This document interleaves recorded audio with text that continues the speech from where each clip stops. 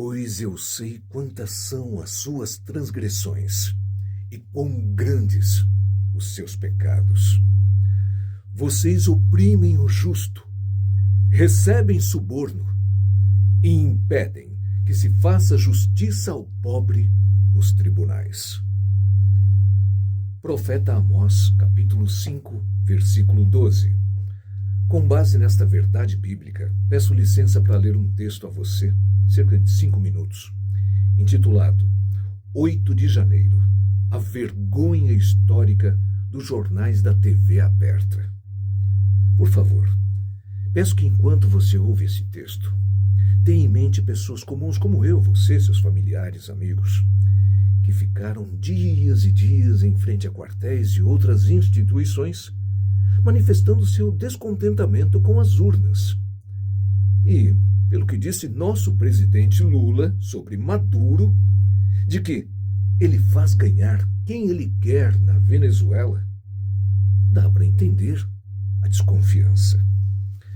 Essas pessoas não comiam direito, dormiam mal, e até para suas necessidades fisiológicas havia algum desconforto. E você tem razão se pensou, fizeram porque quiseram. Sim, elas tinham um ideal, pensavam estar fazendo o certo pelo país, sem jeitinho, sem mentira, sem violência. Com isso em mente, vamos lá. Há momentos na história em que o silêncio é mais ensurdecedor do que qualquer manchete. O dia 8 de janeiro de 2023 será lembrado por muitos como um episódio que escancarou a fragilidade institucional do país. Mas, para outros, centenas de brasileiros presos, muitos ainda sem julgamento, mães separadas de seus filhos, idosos encarcerados, famílias desfeitas. Esse dia representa algo ainda mais grave: o abandono da verdade pela imprensa que deveria servi-la. As emissoras de televisão aberta, diga-se, uma concessão pública do Estado, portanto nossa, que alcançam milhões e milhões de lares diariamente e faturam do próprio governo, ou seja, mais uma vez de mim e de você, até R$800 mil a cada 30 segundos de propaganda nacional.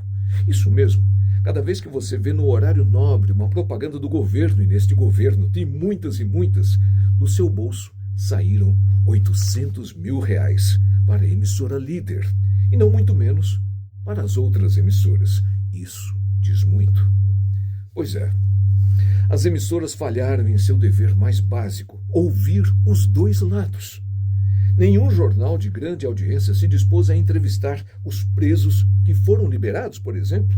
Nenhuma reportagem cobriu suas famílias, por exemplo, nem os que ainda aguardam o julgamento. Os que ainda estão presos não ouviram famílias, não ouviram os presos. Nenhuma reportagem investigativa foi ao encontro das crianças que ficaram sem seus pais, dos adolescentes que viram seus avós desaparecerem em ônibus rumo a presídios, das esposas que esperam há meses por uma resposta que não vem. Nenhuma destas pessoas foi entrevistada. Pelo menos eu não vi. Se você viu, compartilhe aqui nos comentários para me ajudar a me retratar, porque nada me interessa mais do que ser justo, sempre. O que se viu, se estou certo, foi uma cobertura seletiva, marcada por imagens isoladas, como a de um homem mascarado derrubando um relógio raro, ou rasgando um quadro valioso, um homem. Cenas que, embora chocantes, não representam a totalidade dos fatos. E onde estão os vídeos completos daquele dia? Por que desapareceram? Por que um prédio tão importante, sede dos 3 poderes, estava sem reforço justamente quando o país fervia em tensão? Por que não houve contenção, diálogo ou qualquer tentativa de evitar o que se sabia iminente? O que se viu foi uma armadilha. Centenas de pessoas, muitas delas exaustas, famintas, desorientadas após dias de vigílias em quartéis, foram levadas a seguir os que entraram e destruíram. E agora são punidas com penas que passam de 15 anos de prisão. Um único dia seria muito. Como se fossem líderes de um golpe. E que golpe é esse? Que golpe? Quando sequer tiveram voz para explicar sua presença ali. Que a gente já sabe o que estavam fazendo. A imprensa, especialmente a televisão aberta, deveria ser o espaço da escuta, da investigação, da pluralidade, mas preferiu o conforto da narrativa única. E isso não é novo. A mesma Globo que hoje se apresenta como defensora da democracia, esta democracia foi, nos anos 1960, aliada da ditadura militar. Deixa eu desligar aqui o telefone que está ligando. Espero que não tenha atrapalhado o áudio. Repetindo então, a Globo, esta mesma Globo que hoje se apresenta como defensora da democracia, foi nos anos 1960 aliada da ditadura militar. Foi contra as diretas já nos anos 1980.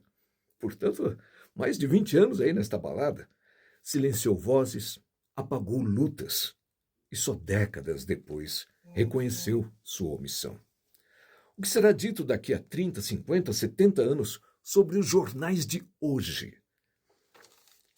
Desde 2023 até hoje, 2025, que ignoraram os presos de 8 de janeiro, que não ouviram os filhos, os pais, os avós, que se calaram diante de uma tragédia humana, quem sabe em nome da conveniência política.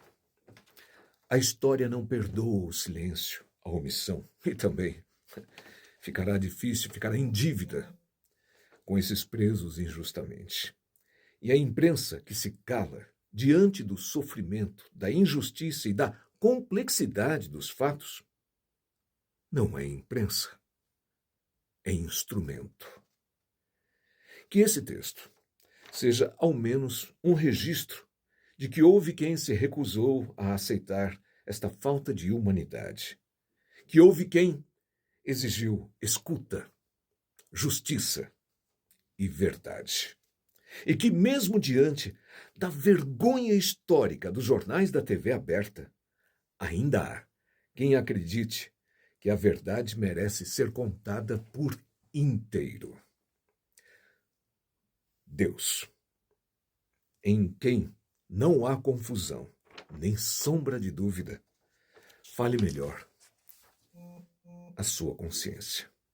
Vamos tentar ver se cumprimos o desafio Memória Bíblica de hoje, profeta Amós 5:12. Pois eu sei quantas são as suas transgressões e quão grandes os seus pecados. Vocês oprimem o justo,